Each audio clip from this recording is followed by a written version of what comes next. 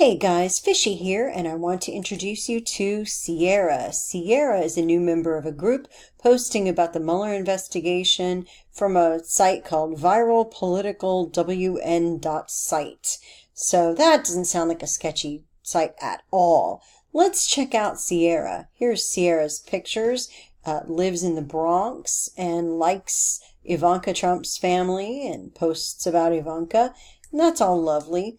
But when we go look at the photos commented on by Sierra Damon, this is what we get.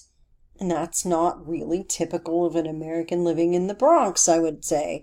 And further, when we look at this picture and we look for Sierra's name, here it is down here saying nice.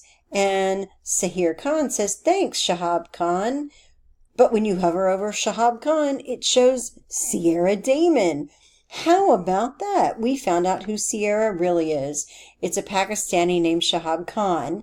And this profile run by Shahab here is posting political content into Trump-related groups for Americans to consume and is exploiting their clicks for this site, but is also seeding political content at Americans from overseas. And if that isn't political interference, I don't know what is. So, I don't guess Sierra's profile will last very long, but I also don't think Facebook is going to do much about this.